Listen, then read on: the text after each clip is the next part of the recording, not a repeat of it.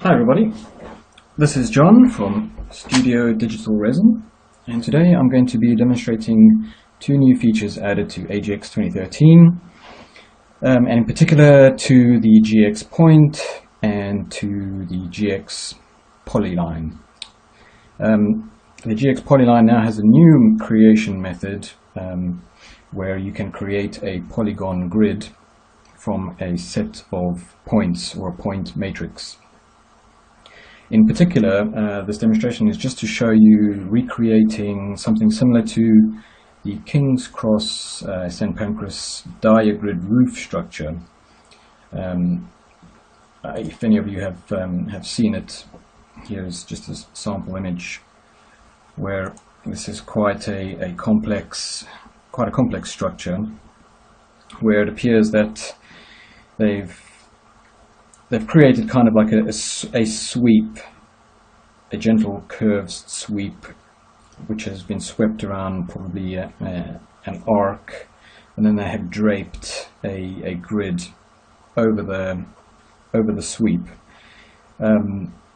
It's quite a complicated thing to achieve, especially since what they attempt to do as well.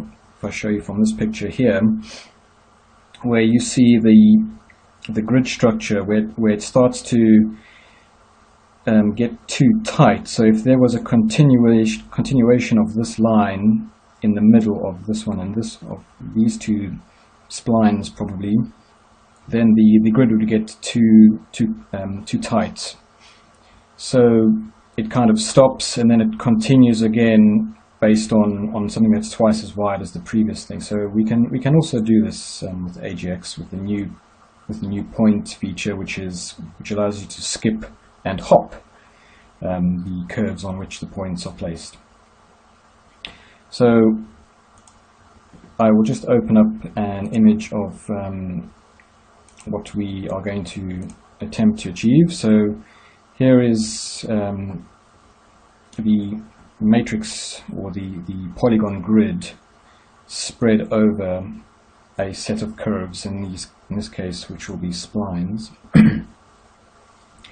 So obviously to do this in vanilla AutoCAD would probably take you absolutely forever. And for those of you who want to create such structures, just to test, for instance, a design, how it may look, you know the difficulty in creating it first of all, and then if you need to, of course, modify your design in any way, if you needed to then adjust any geometry which is based on the original design, again, that would be an absolute headache and a nightmare. So let's get into this then. So we'll just create a new drawing.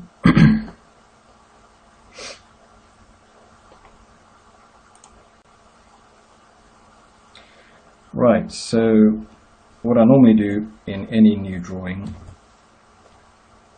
if you've watched any of the other videos, is I set the point style to 3% of the screen size and to crosshairs. This is just so that, because AGX is very dependent on points, everything you do in AGX relies on points, and everything is created from those points. Oh yes, and I forgot to mention there is a GX arc now in AGX, so you can create arcs as well, which we will be using in this demonstration. So what I'm going to do is I'm going to be using some points to create a couple of arcs, and then we subdivide the arcs to create a set of points on which to create splines, and the splines will then define the overall shape of our roof. So what I will do is I'll place one there, and there. The reason why I'm doing that is because the arc only has one creation mechanism, and that is by 3 points. And I'll show you more or less quickly what this is going to achieve. Now the diagrid in King's Cross, the part of the roof that sits on the floor, on the ground, if you've been there before, you will notice that this is not really an arc. It's a general. It's probably just a portion of an arc, so it's not a complete arc. So we can also do the same thing.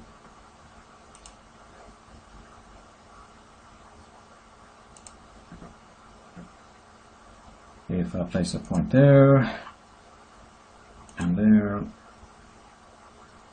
and there, then you can create a gentle arc by 3 points, like you can in standard AutoCAD. So let's do that. GX arc is the command, and by 3 points. First point, second point, third point. You can use offsets, but we're not going to use offsets to offset the arc away from its creation points. And we are going to be using the Z offset because each arc would need to be at a certain height, which will define the shape of the splines. So the first arc is at ground level, with 0. And this one is called GX arc 01.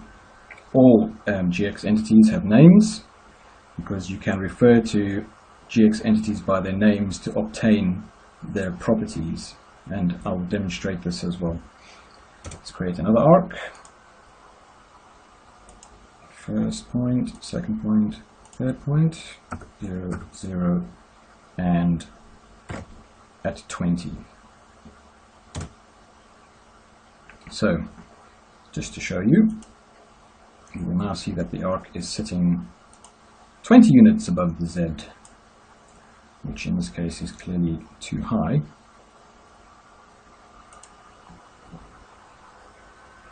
So let's just modify that.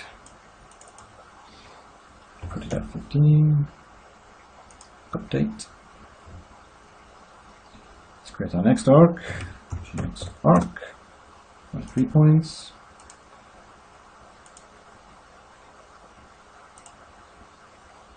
XY offsets are 0, and the Z offset of this one is going to be a little bit lower. Let's put it at 11. And then the fourth arc, we'll be using the outermost points.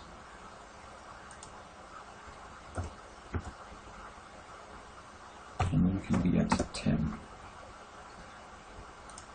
Alright, so now you can see I have already made a mistake here. I have set the endpoints of this arc on the wrong place. It should be GxPoint 3. So you can modify that. Why I chose 6, I don't know. Update. And then this one here, the final point should be GxPoint 06, not 9. And the second point should be 5. Update. Right. Okay, so now we have 4 arcs, which we'll use to define the overall curvature of the roof. So in order to do this, I'm going to drape a set of splines over all of these arcs. Now we need arcs to guide the splines and they're shaped. And in order to do this,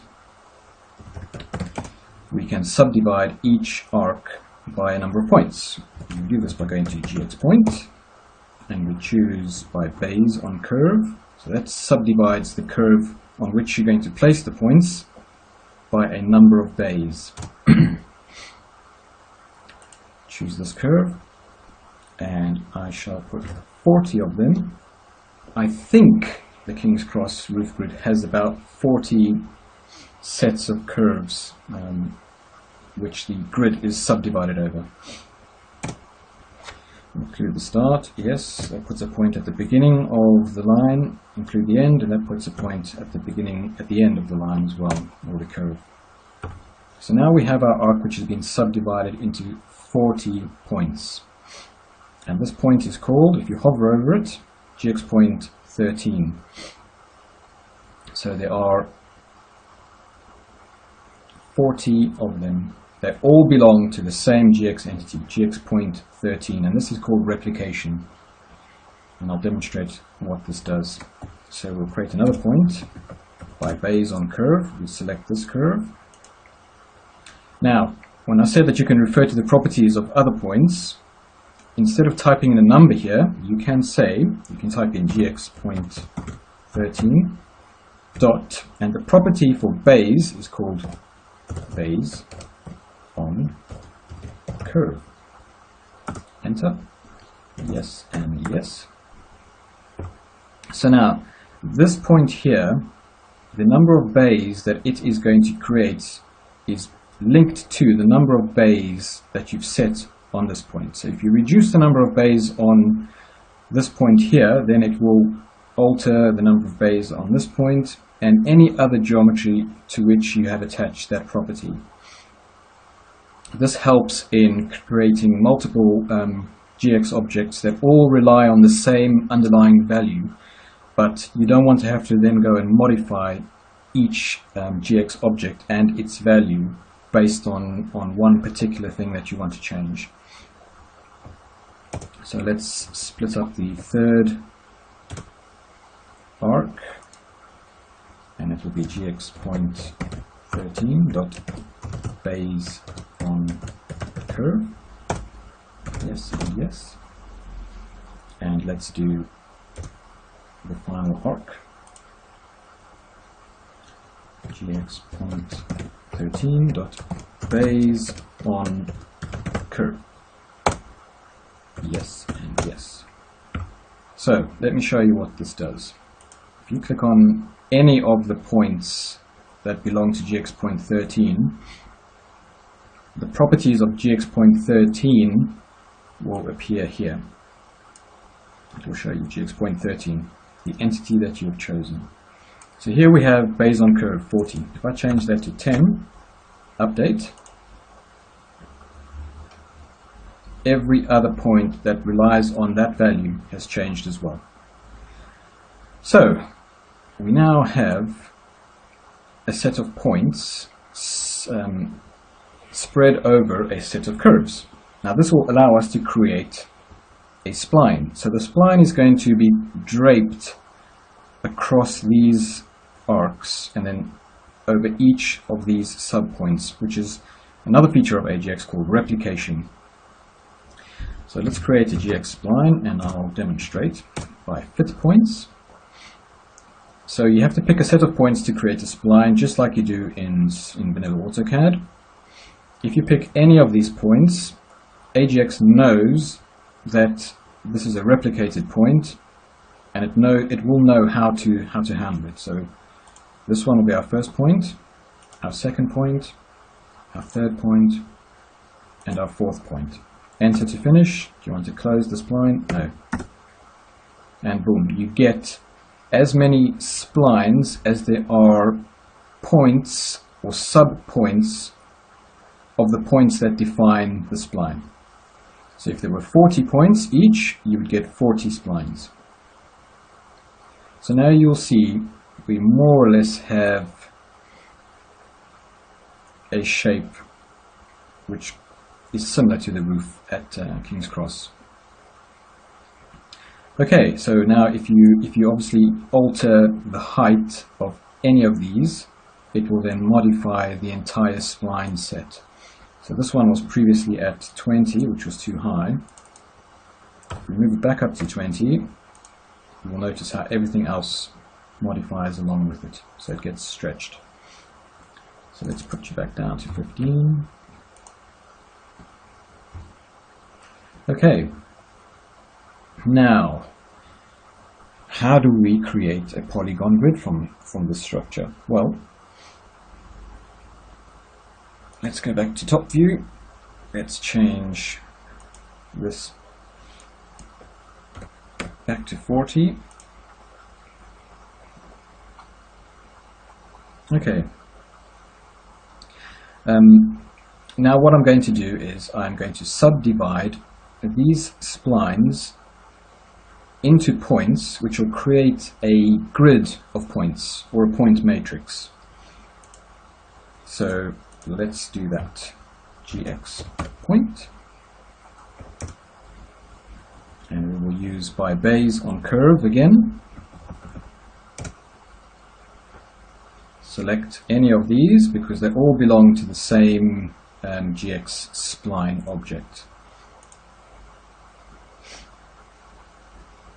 Number of bays, I am going to use 20 in this case. Now this is the new feature of GxPoint where you can ask it to start skipping from the beginning of the curves on which you are creating the points if there are more than one curve. In our case we're going to go 0, and you can hop over a certain number of the curves that you wish. So if you wanted to hop over one, it would create points on this curve, skip this one, create points on this curve, skip the next one, and so on. And this will help in subdividing this part of the spline. So we don't want to hop over any of these, and we don't want to skip the end. So now this is quite a lengthy procedure because it's creating 20 times 40 number of points. Okay, so now you can see we have a grid of points split over the curves themselves. Okay, now the next thing we're going to do is we're going to create the actual polygon grid. GxPoly. This is the new feature, number 4, by grid on point matrix. So it knows what a point matrix is. If you select a point that has been subdivided a curve, which is also a curve that has been replicated. So if you select any of these points, enter to finish, the second question will be removed because it is not necessary. And there you go. Now we have a grid of polygons that have been cleverly draped over the point matrix. So now this is the feature which, or the issue that you will see the creators of the King's Cross roof had to try to fix, in that obviously the manufacturing process wouldn't probably struggle to have to get these all of these individual segments down to the correct size. The manufacturing process would have been bonkers in trying to achieve that, and the grid just gets far too tight.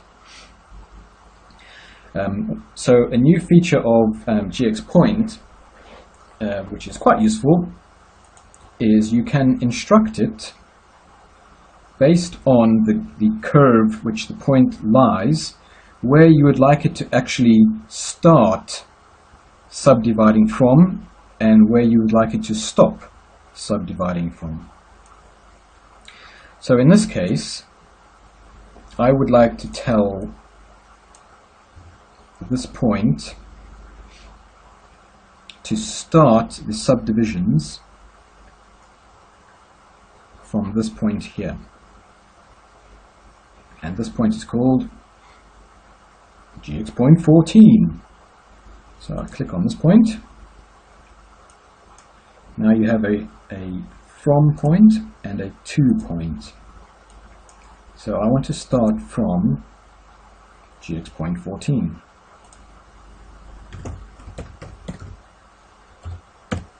So what this will do is it will shift all the points that it has subdivided the original curve, in other words the total length, and it will start over here.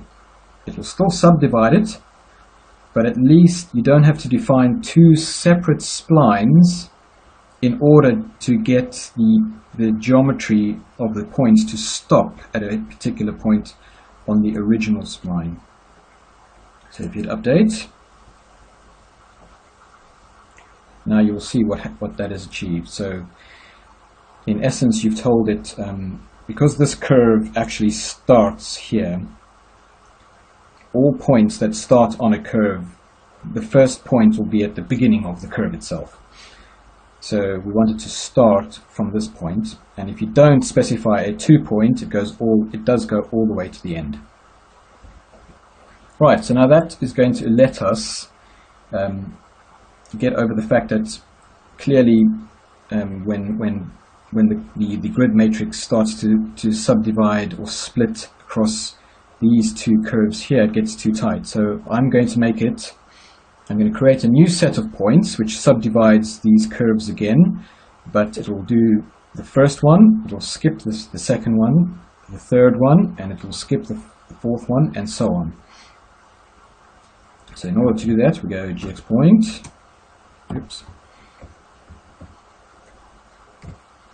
GxPoint by base on a curve. You select the same curve again. It is a replicated curve. How many do we want? Let's say 10. We don't want to skip over the start curve. We do want to hop one, and we don't want to skip towards the end. Include the start and include the end, yes. Right. Let's go back to top view. So you can see now I've subdivided the curve again by 10, and it does the first one, has skipped the second one, does the third one, skips the fourth one. So that's the skip and hop effect. So what I want to achieve here is where you see this curve, well, originally this curve, had I subdivided the rest of the spline by the same number, this curve would have continued and continued and continued. But I don't. I want this one to stop here, and I want to have a continuation of this polyline as best as possible in this direction. So now I want to subdivide the spline, and I want it to stop subdividing at the same place where the previous one started. So GxPoint 14 is where we want it to stop.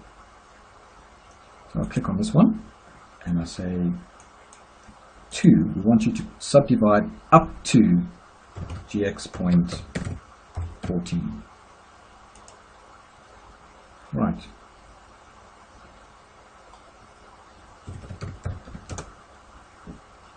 So I asked for 10 subdivisions or 10 bays. 1, 2, 3, 4, 5, 6, 7, 8, 9, 10. So the subdivisions have stopped up to this point here. Right, now we create a GxPoly by grid on point matrix. Here is our point matrix. Press enter, and boom, there you go. Well, that worked out better than I thought.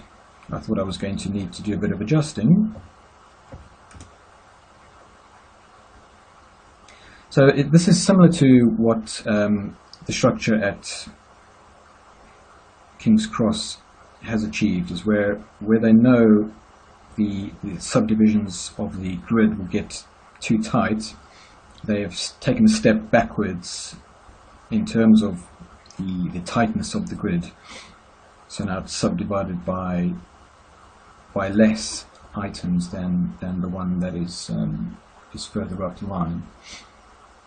So even though these two are not the same actual polyline, their curvature more or less matches the curvature that we're looking for. So you end up with that sort of thing. That was not too difficult. I can assure you trying to do this manually by placing splines across a set of arcs would probably be hair pull-out territory.